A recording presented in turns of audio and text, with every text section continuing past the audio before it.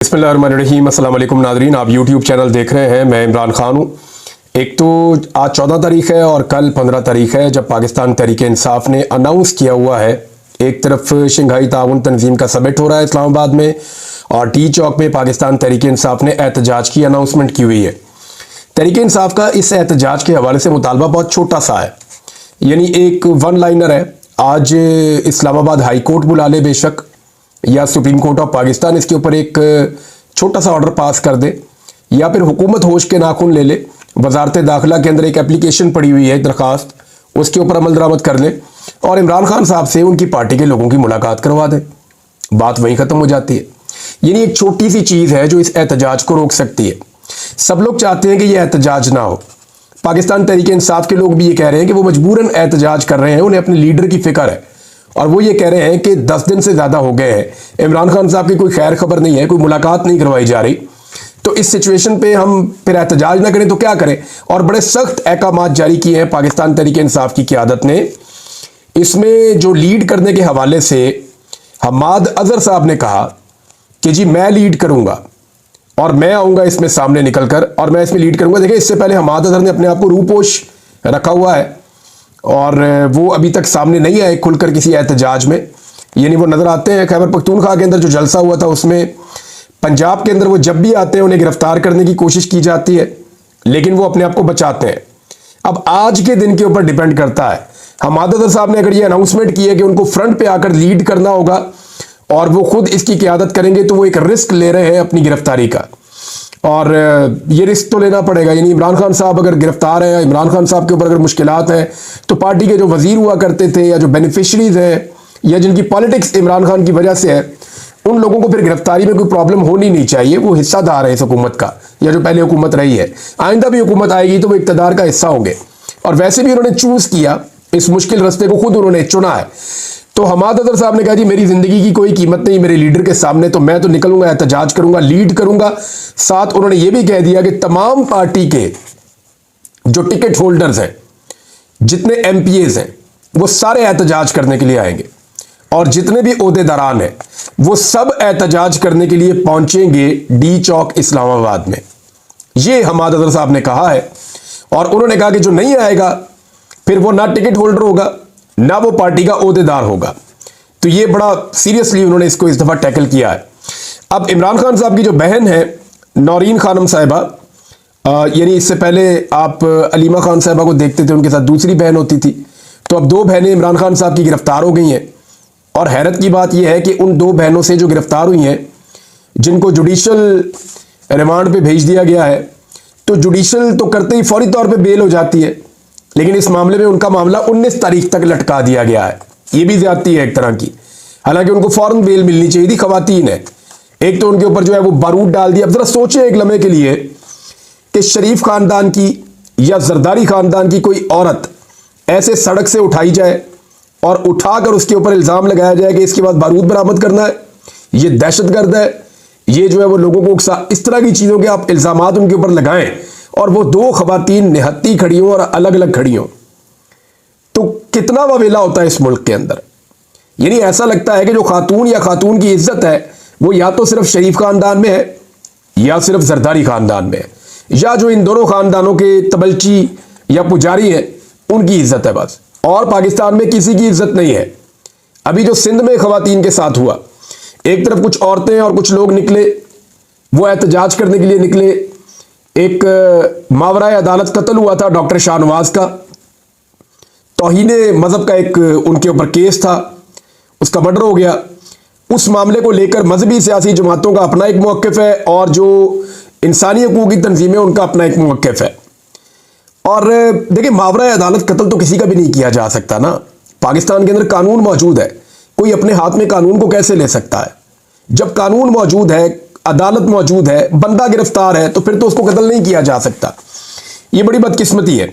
बहरहाल यहाँ पे जी दोनों तरफ से लोग निकला, एक तरफ से तहरीक लब्बैक के लोग निकले, एक तरफ से खवातीन निकली। वो खवातीन के साथ जो हुआ वो सारी दुनिया ने देखा, उनको सड़कों पे घसीट घसीट कर ले जा रहे हैं। ये ट्रेनिंग है सिंध पुलिस की।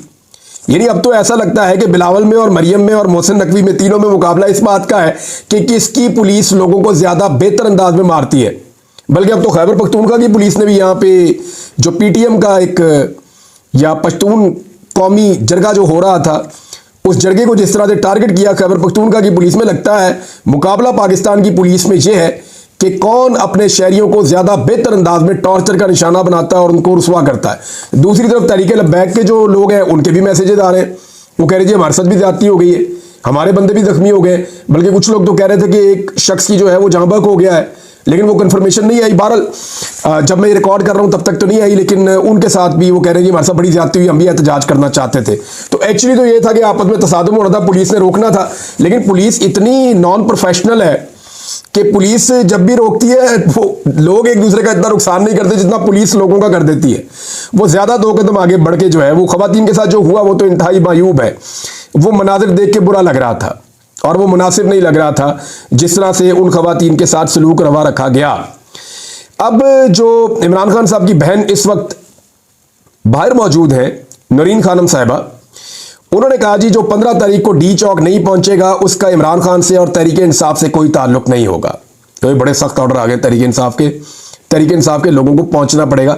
मोमेंटम हौले हौले बन रहा है, लेकिन मुझे ऐसा लगता है कि शायद मुलाकात करवा दी जाएगी आज के दिन में, या हो सकता है 15 तारीख की सुबह मुलाकात करवा दी जाए और एहतजाज को रोकने की कोशिश की जाए। देखिए हुकूमत देखेगी क्या, मुझे ऐसा लगता है कि हुकूमत यह देखेगी कि अगर बड़े पैमाने पर एहतजाज का इम्कान बन गया है और एक तगड़ा और बड़ा एहतजाज इस्लामाबाद में हो सकता है, तो फिर वो सिचुएशन को डिफ्यूज करने के लिए इमरान खान साहब की उनकी सियासी क़यादत से मुलाकात करवा देगी। लेकिन अगर उन्हें यह लगेगा कि नहीं ये पब्लिक कोई प्रेशर नहीं बना पाएगी या लोग नहीं निकल पाएंगे, या हमाद अजहर साहब ने और जो पंजाब की क़यादत ने फैसला किया कि वो निकलेंगे ज़रूर, तो वो नहीं निकल पाएंगे, उनको वो असेसमेंट होगी तो वो उसके मुताबिक फिर अपना फैसला करेंगे, जो अब तक मुझे दिखाई दे रहा।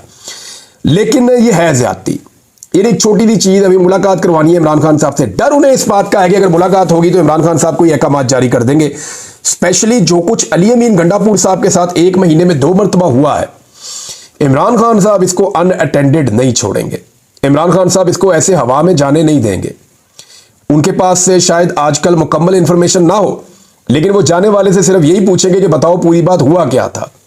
और जब उन्हें पूरी बात समझाई जाएगी तो उनकी अंडरस्टैंडिंग बहुत ज्यादा है इमरान खान साहब की, और फिर वो डिसीजन लेने की भी ताकत उनकी बहुत ज्यादा है। वो तो आदमी अपनी 2 हुकूमतें गिरा सकता है एक झटके में, तो उससे आप कुछ भी तवक्को कर सकते हैं। और इमरान खान साहब ने यह कहा था अली अमीन गंडापुर को कि हुकूमत जाती है जाए, गवर्नर राज लगता है लगे, कुछ भी हो जाए आपने एहतजाज जारी रखना है। लेकिन एहतजाज जो है वो फिर जारी नहीं रह सका। इमरान खान साहब से मुलाकात और ये एहतजाज, यानी 1 लाइनर पाकिस्तान तहरीक इंसाफ ने कह दिया, इसको यहां रख ले। दूसरा जो ज्यादा अहम मामला है, यानी मैं आपको ये बताऊं, ये एहतजाज हो जाए, आज हो जाए, कल हो जाएगा, परसों हो जाएगा, एहतजाज तो कभी भी हो जाएगा। इमरान खान साहब के ऊपर जो सख्ती है वो आज दूर हो जाए, कल हो जाए, परसों हो जाए, 4 दिन में दूर हो जाए, अल्टीमेटली वो भी हो जाएगी। इमरान खान साहब की जो मुलाकातें रुकी हुई हैं वो आज शुरू हो जाए या थोड़े दिनों में हो जाए, ये सारी चीजें मैनेज हो जाएंगी। जो चीज पाकिस्तान तहरीक इंसाफ से कभी भी मैनेज नहीं होगी वो है आईनी तरमीम। आईनी तरमीम के हवाले से अगर पाकिस्तान तहरीक इंसाफ अपने एमएनएज और सेनेटर संभाल के बैठ गई तो यही उनका सबसे बड़ा कंट्रीब्यूशन होगा। मेरी इत्तला के मुताबिक पाकिस्तान तहरीक इंसाफ के अंदर ना कुछ खिचड़ी ऐसी पक रही है, या कोई ना कोई ऐसा बंदा है जो मदद कर रहा है आईनी तरमीम के लिए, और ये आने वाले दिनों में बंदे सामने आ जाएंगे और इमरान खान साहब खुद इनके नाम लेंगे। देखिए जिन एमएनएस के ऊपर ज्यादा काम हुआ, जरा मैं आपको उनका नाम बता देता हूं, और ये इनमें से एक भी अभी तक काबू नहीं आया। यानी 3 एमएनएस मैं आपको पहले दिन से बता रहा हूं कि वो चले गए, तो वो तो चले गए। चौधरी उस्मान अभी तक काबू नहीं, औरंगजेब खिच्ची अभी तक नहीं, जहूर कुरैशी, ये 3 लोग तो आप गिन लें कि ये हुकूमत की तरफ गए। इसी तरह 2 लोग जो है हुकूमत के निकल गए, जिनमें एक आदिल बाज़ई और एक इलियास चौधरी। इलियास चौधरी साहब इस वक्त पाकिस्तान से बाहर है, वो वापस आने का नाम नहीं ले रहे, बड़ा दबाव उन पर बनाया जा रहा है। दूसरी तरफ जो आदिल बाज़ई है वो ये कह रहे हैं कि कुछ मेरा कर लें, मैंने नहीं अब वोट डालना, मेरी सीट जाती है तो जाए, मैं इसका हिस्सा नहीं बनूंगा, मुझे उन्होंने खुद फोन करके कहा। अब जरा आप देखें कि जिन बंदों के ऊपर ज्यादा जोर लगाया जा रहा है, शफकत ऐवान साहब है जी। शफकत ऐवान साहब को उन्होंने बल्कि बताया टीवी पे आके कि पंजाब की जो इंफॉर्मेशन मिनिस्टर है उसने प्रेस कॉन्फ्रेंस करते हुए जिस शख्स को मेरा मामू बनाया वो मेरे भट्टे के ऊपर काम करने वाला मैनेजर है, और उसको पकड़ के मेरा मामू बना दिया। ये नहीं इन्होंने पूरी कौम को ही ऐसा लगता है मामू बनाया हुआ। और आप गौर करें ना कि अगर झूठ के ऊपर सजा होना तो पाकिस्तान में सबसे लंबी सजा इस वक्त पंजाब की इंफॉर्मेशन मिनिस्टर को हो जाए। जितना झूठ बोला जा रहा है, ये भी अगवा हो गया, वो भी अगवा हो गया, सैफुल्लाह अबरू जो है वो अगवा हो गया, वो पता चला वो इस्लामाबाद से कोई और अगवा करके ले गया। और जब से वो जेन्युइन अगवा हुआ है ना, तब से लेकर अब तक उसका नाम भी इनके होंठों पे नहीं आया। तो शफकत अवान के ऊपर बड़ा कोशिश किया गया। ख्वाजा शराज उन्होंने बताया जी कैसे वो जुलाई से लेकर अब तक अपने बच्चों से, अपनी फैमिली से किस तरह वो बेचारे उनको घर नहीं जाने दे रहे, क्या हालात पैदा हो गए। इम्तियाज चौधरी साहब, अभी इनके घर के अंदर घुस के मुलाजमों को जिस तरह मारा गया है, इनको पहले अगवा किया गया था, इनको निशाने इबरत बनाया गया था, ये भी अभी तक काबू नहीं आए। इन पे बहुत काम हो रहा है।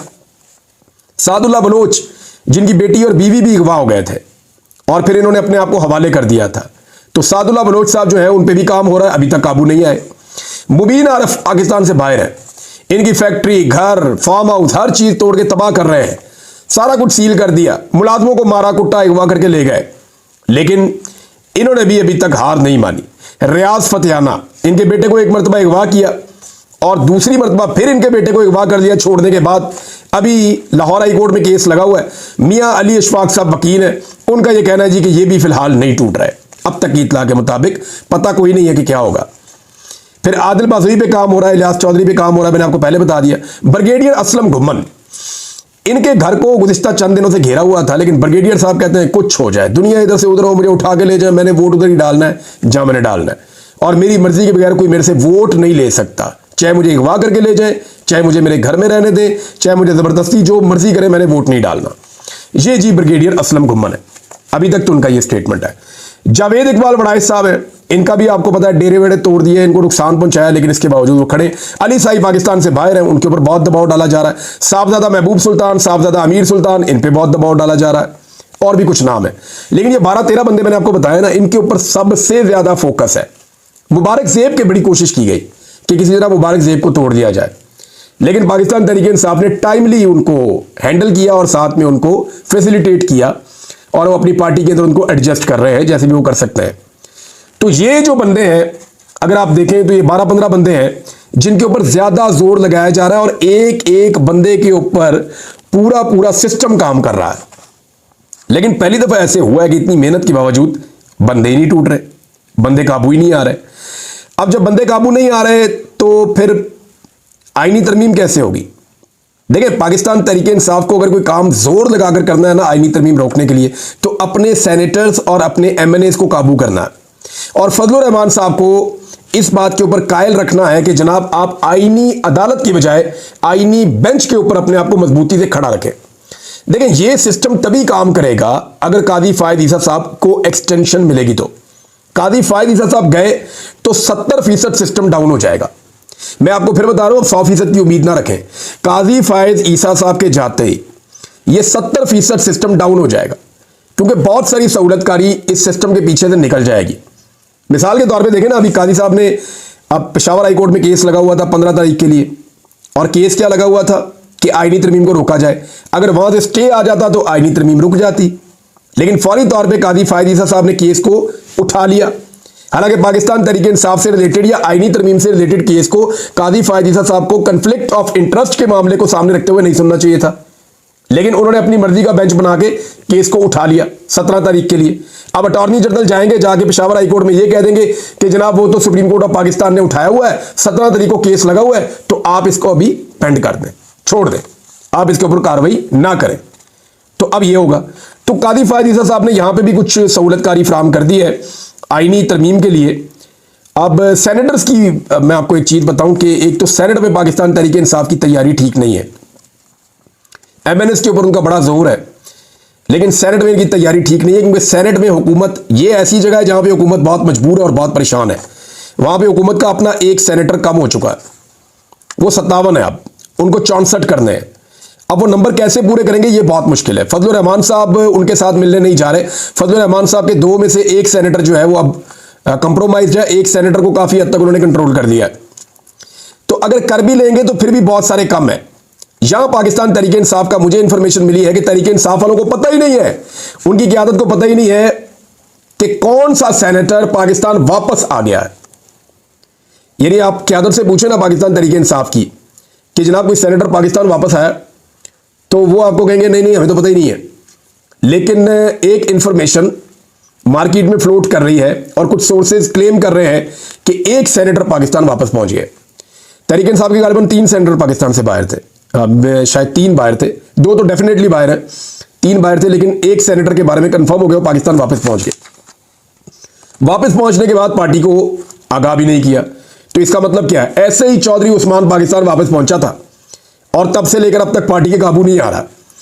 तो शिबली फराज साहब की रिस्पॉन्सिबिलिटी है सेनेट के हवाले से, और यहां पे ऐसा लगता है कि थोड़ा वैक्यूम है और कंट्रोल पाकिस्तान तहरीक इंसाफ का ठीक नहीं है।